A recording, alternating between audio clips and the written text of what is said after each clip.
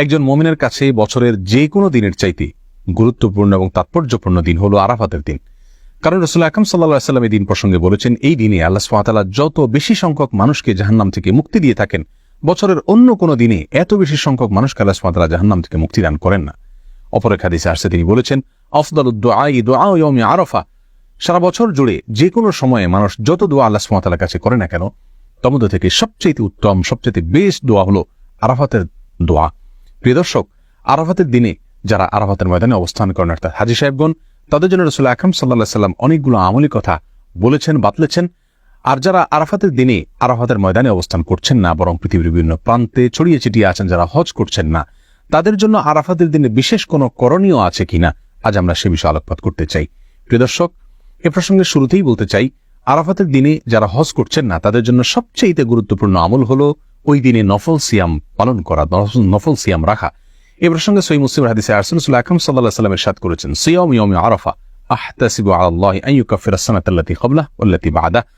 অর্থাৎ আরাফার দিনে যদি কেউ নফল সিয়াম রাখে, যারা হজ করছেন না অবশ্যই তাদের জন্য, হাজী সাহেবদের জন্য এটা প্রযোজ্য নয়, তাহলে এই নফল সিয়াম আল্লাহ সুবহানাহু ওয়া তাআলার মাধ্যমে আমি আশা করি যে বান্দার 1 বছর পূর্বের এবং 1 বছর পরের গুনাহ আল্লাহ সুবহানাহু ওয়া তাআলা মাফ করে দিবেন।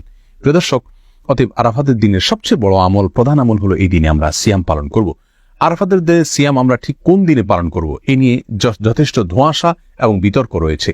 স্কলারদের মধ্যে থেকে অনেকে বলে থাকেন, যেহেতু রাসূল আকরাম সাল্লাল্লাহু আলাইহি ওয়াসাল্লাম আরাফাতের দিন বলেছেন, 9 তারিখ বলেননি, অতএব আরাফাতের দিনটি সৌদি আরবে যদিও চন্দ্র মাসের 9 তারিখ হয়ে থাকে, তারপরেও যেদিন হাজী সাহেবগণ আরাফাতে অবস্থান করছেন আমরা ওই দিনে রাখবো, কারণ আরাফাতের দিন সেটা আমাদের দেশে 8 তারিখও হতে পারে।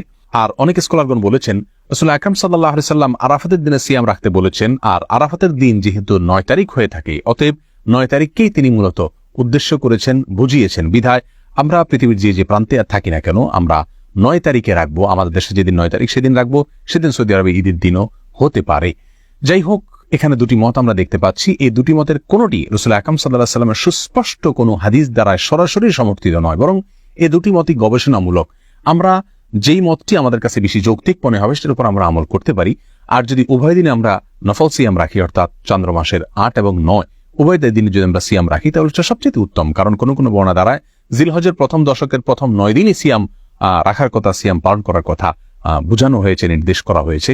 কোনো কোনো বর্ণনা দ্বারা এরকমটি বোঝা যায়। বিধায় আমরা জিলহজের 8 এবং 9 উভয় দিনে সিয়াম পালন করতে পারি। তাহলে আরাফাতের দিন উপলক্ষে সর্বপ্রথম এবং সবচেয়ে বড় কাজ হলো একজন মুমিনের জন্য যারা হজ করছেন না, আরাফাতে অবস্থান করছেন আরাফাতের দিনে, ওই দিনে সিয়াম পালন করবেন।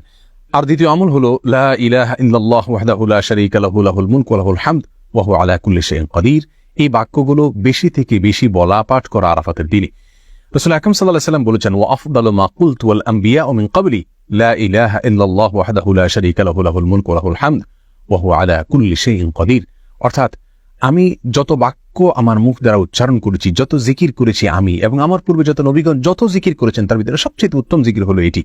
রাসূল আকরাম সাল্লাল্লাহু আলাইহি ওয়াসাল্লাম এই জিকির আরাফাতের দিনে, এই দোয়াকে, এই বাক্যগুলোকে আরাফাতের দিনে পাঠ করার ফলে বিশেষভাবে নির্দেশ দান করেছেন। এই দোয়াগুলো বা এই বাক্যগুলো যদিও হাজী সাহেবদের জন্য, যারা আরাফাতের মধ্যে অবস্থান করছেন তাদের জন্য বলা হয়েছে, তারপরেও এই বাক্যগুলো যারা হজ করছেন না বা আরাফাতের দিনে আরাফাতের ময়দানের বাইরে আছেন তারাও পাঠ করতে পারেন। এটাই বিশুদ্ধ মত। কারণ রাসূল আকরাম সাল্লাল্লাহু আলাইহি ওয়াসাল্লাম এখানে নির্দিষ্ট করে দেননি যে শুধুমাত্র আরাফাতের দিনে যারা অবস্থান করছেন তারাই পড়বে, বরং আরাফাতের দিনে যে আমলগুলো আছে সেগুলো দিনের সাথে তিনি সম্পৃক্ত করেছেন। হ্যাঁ, যারা সেই দিনে আরাফাতের ময়দানে অবস্থান করে এই বাক্যগুলো বলতে পারবেন বা আরাফাতের ময়দানের যে সমস্ত আমলগুলো আছে সেগুলো করতে পারবেন, সন্দেহাতীত ভাবে যারা বাইরে থেকে করছেন তাদের চাইতে তারা অনেক বেশি ফজিলতের অধিকারী হবেন, অনেক বেশি মর্যাদার অধিকারী হবেন, সেটা বলাই বাহুল্য। কিন্তু যেহেতু আরাফাতের দিনের আমলগুলোকে রাসূল আকরাম সাল্লাল্লাহু আলাইহি ওয়াসাল্লাম দিনের সঙ্গে সম্পৃক্ত করেছেন, অতএব ওই দিনে পৃথিবীর যে প্রান্তে মানুষ থাকুক না কেন, সেই দিনে যদি মানুষ বেশি থেকে বেশি সে আমলগুলো করে, তাহলে তারাও ইনশাআল্লাহ বিইজনিল্লাহ ফজিলত পাবে। অতএব আমরা দ্বিতীয় আমল হিসেবে আরাফাতের দিনে বেশি থেকে বেশি এই বাক্যগুলো পাঠ করব, লা ইলাহা ইল্লাল্লাহু ওয়াহদাহু লা শারীকা লাহু লাহুল মুলকু ওয়া লাহুল হামদ ওয়া হুয়া আলা কুল্লি শাইইন কাদির। আরাফাতের দিনের তৃতীয় আমল হলো, যেহেতু আরাফাতের দিনে সিয়াম পালন করা সুন্নাহ, আর সিয়াম পালন করলে যদি কোনো ব্যক্তি সিয়াম পালন করে তাকে ইফতার করানোর ফলে ওই রোজাদার ব্যক্তি রোজা রেখে যে পরিমাণ সওয়াব পান, ইফতার করানোর ব্যক্তিকে আল্লাহ সুবহানাহু ওয়া তাআলা সমপরিমাণ সওয়াব দান করেন। অতএব আমরা আরাফাতের দিনে, যেহেতু অনেকেই রোজা রেখে থাকেন, আমরা রমজান মাসে একে অন্যকে ইফতার করাই, কিন্তু আরাফাতের দিনে, এই দিনেও যেহেতু মুসলমানদের মধ্যে বড় অংশের মানুষ সিয়াম পালন করে থাকে, অতএব এই দিনে আমরা একে অন্যকে ইফতার করার চেষ্টা করবো ইনশাআল্লাহ।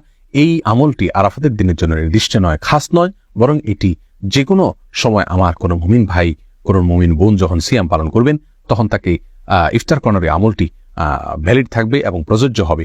যেহেতু আরাফাতের দিনে অনেক বেশি মানুষ নফল সিয়াম রাখে বিধায় এই দিনে এই আমলটির কথা আমি যেহেতু স্মরণ করিয়ে দিলাম। আরাফাতের দিনে আরেকটি আমল আমরা করতে পারি, তা হলো বেশি থেকে বেশি আল্লাহ সুবহানাহু ওয়া তাআলার কাছে দোয়া করা। কারণ রাসূল আকরাম সাল্লাল্লাহু আলাইহি ওয়াসাল্লাম বলেছেন, আফদালুদ দুআ দুআউ ইয়াউমি আরাফা। আরাফাতের দিনের দোয়া হলো সারা বছরের যে কোনো দিনের মধ্যে সবচেয়ে উত্তম, সবচেয়ে বেস্ট দোয়া। অতএব এই দিনে আমরা আল্লাহ সুবহানাহু ওয়া তাআলার কাছে বেশি বেশি করে দোয়া করব। আল্লাহ সুবহানাহু ওয়া তাআলা আমাদের সকলকে আরাফাতের দিনে নফল সিয়াম পালন করা এবং লা ইলাহা ইল্লাল্লাহু ওয়াহদাহু লা শারীকা লাহু লাহুল মুলকু ওয়া লাহুল হামদু ওয়া আলা কুল্লি শাইইন কাদির, এই বাক্যগুলো পাঠ করা এবং এই দিনে বেশি থেকে বেশি আল্লাহ সুবহানাহু ওয়া তাআলার কাছে দোয়া করা, আল্লাহ সুবহানাহু ওয়া তাআলার কাছে ক্ষমা চাওয়া। যেহেতু জাহান্নাম থেকে আল্লাহ সুবহানাহু ওয়া তাআলা মুক্তি অনেক মানুষকে দান করে থাকেন, যদিও এটা বেশিরভাগ ক্ষেত্রে এটা হাজী সাহেবদের জন্য, যারা আরাফাতের দিনে অবস্থান করছেন তাদের জন্য প্রযোজ্য। তারপর আমরা যারা বাইরে আছি তারাও আল্লাহ সুবহানাহু ওয়া তাআলার কাছে মুক্তি চাইতে পারি। সেই সাথে যারা সিয়াম পালন করে থাকেন আমাদের আশেপাশে জানাশোনা, আমাদের নিকটাত্মীয় অথবা প্রতিবেশীদের মধ্যে থেকে, যে কোনো মুসলমানদের মধ্যে থেকে তাদেরকে আমরা এই দিনে ইফতার করার চেষ্টা করবো। আল্লাহ সুবহানাহু ওয়া তাআলা আমাদের সকলকে আরাফাতের দিনের সমস্ত মর্যাদাগুলোকে নিজের করে নেওয়ার তৌফিক দান করুন এবং আমাদের যে সমস্ত ভাইরা আরাফাতের দিনে আরাফাতের ময়দানে অবস্থান করছেন, আল্লাহ সুবহানাহু ওয়া তাআলা তাদের সমস্ত দোয়াগুলোকে, সমস্ত নেক আমলগুলোকে, সমস্ত ইবাদতবন্দিকে, সমস্ত সুন্নাহগুলোকে কবুল এবং মঞ্জুর করেন।